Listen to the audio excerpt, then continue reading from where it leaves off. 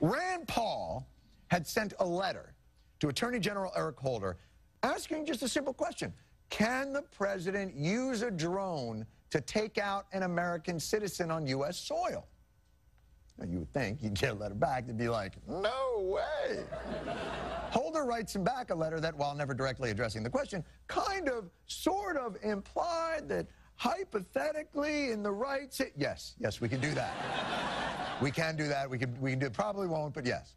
So Senator Rand Paul, to draw a little attention to the issue of the execution of executive executions, executed the classic old school filibuster. I mean, he's out there talking. This isn't one of those, I'm not going to do anything. He's using the filibuster the way it's meant to be used.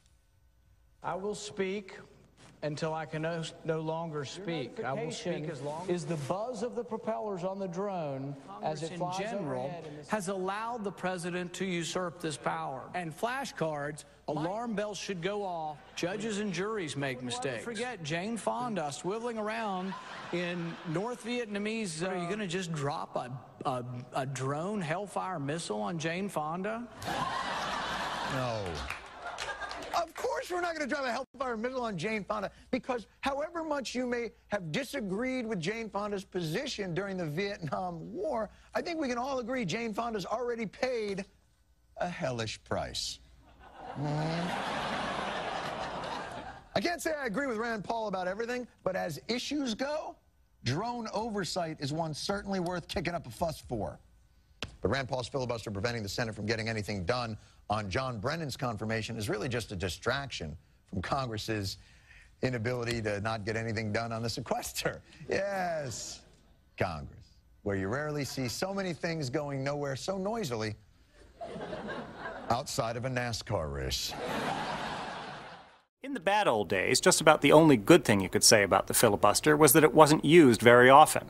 Usually you saw at most one or two in any given year. The old-fashioned stem-winding filibuster was replaced with a newfangled procedural filibuster. Filibustering senators no longer had to speechify themselves hoarse like Jimmy Stewart. There's no place out there for graft or greed or lies.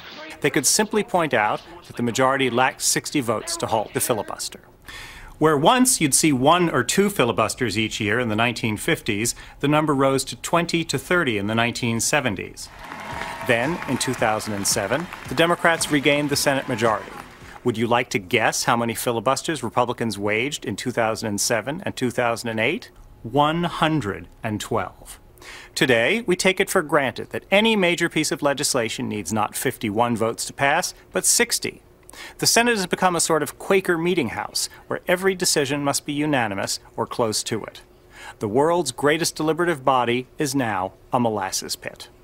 Back in 2005, a few senators in the Republican majority wanted to restore simple majority rule by restricting the filibuster's use.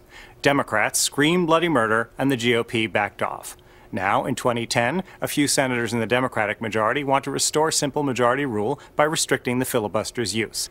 The Senate won't take action because it has a high regard for its traditions. One of those traditions is the filibuster. Another tradition, though, is passing legislation of significance that may be rendered extinct by the filibuster. Given the choice between traditions, I know